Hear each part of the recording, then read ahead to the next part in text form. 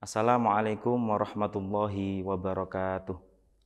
Bismillah, alhamdulillah, wassalatu wassalamu ala rasulillah wa ala alihi wa ashabihi wa man tabi'a sunnatahu wa jama'atah min yaumina hadha ila yaumin nahdah.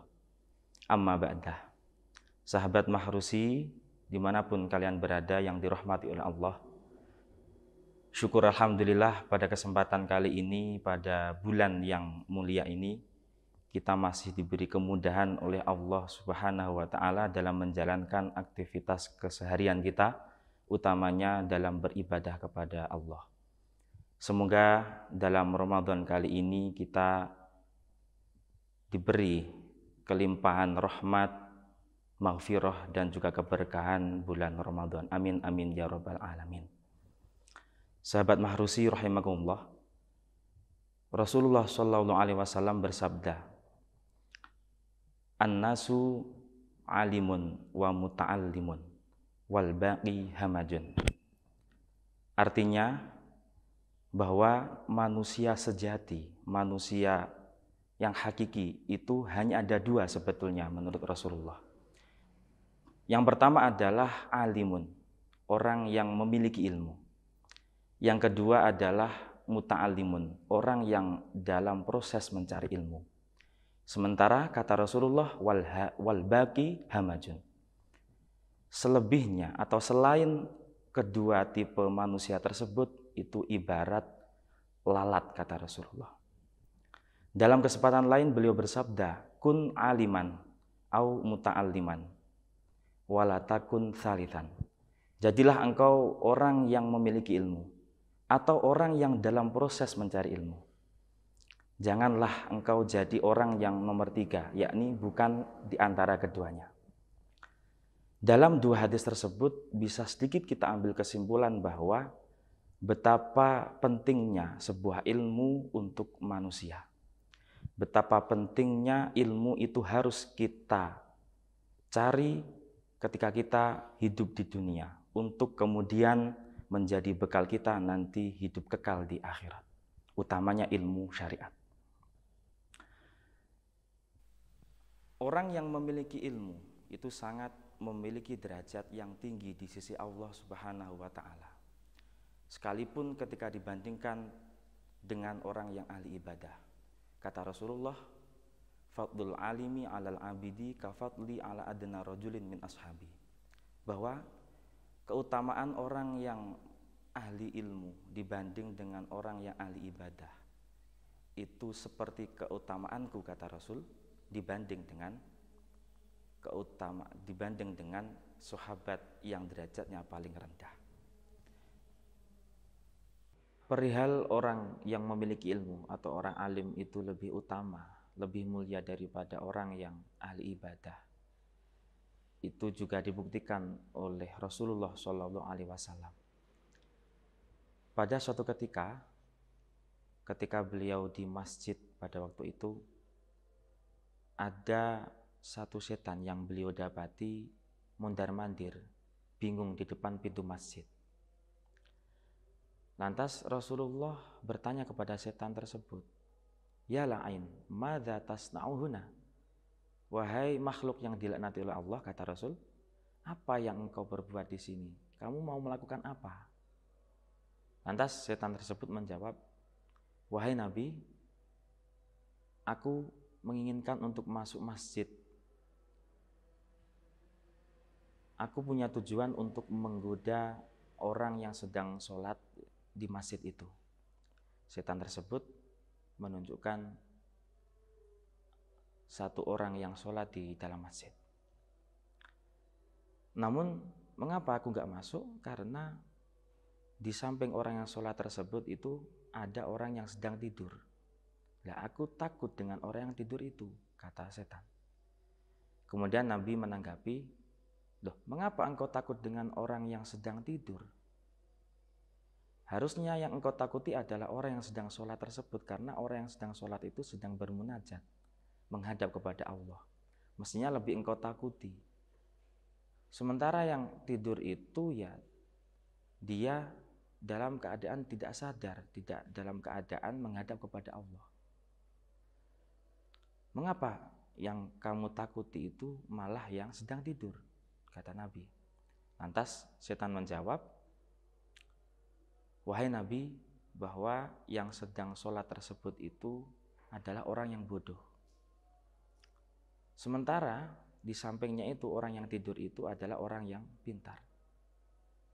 Aku takut ketika nanti berhasil menggoda orang yang sedang sholat tersebut, lantas orang yang tidur di sebelahnya yang alim itu terbangun dan bisa memperbaiki atau mengingatkan sholat yang aku rusak. Kemudian godaanku tidak berhasil, dan itu yang aku khawatirkan. Lantas setelah kejadian tersebut, Rasulullah bersabda, naumul alimi khairum min ibadatil jahil, bahwa tidurnya orang yang alim, orang yang memiliki ilmu itu lebih baik dibanding dengan ibadahnya orang yang bodoh. Mengenai bahwa ilmu itu lebih utama daripada ibadah, atau orang yang berilmu itu lebih utama daripada orang yang ahli ibadah, itu juga dibuktikan dalam satu kisah lagi yang pernah dialami oleh Sultanul Aulia Syekh Abdul Qadir Al-Jilani.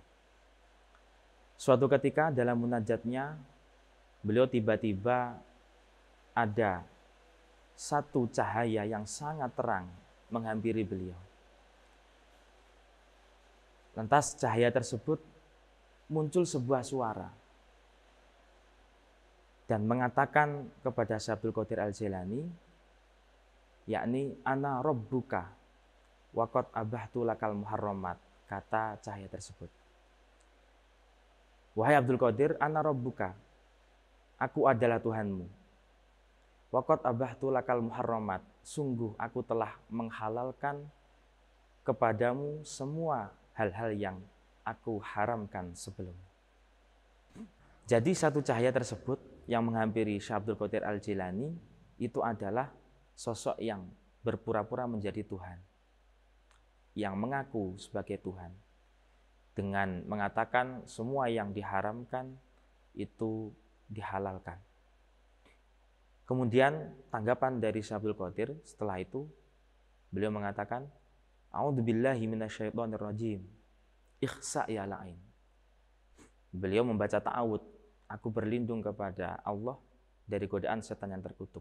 Ikhsa ya la'in, pergilah wahai makhluk yang dilaknati oleh Allah.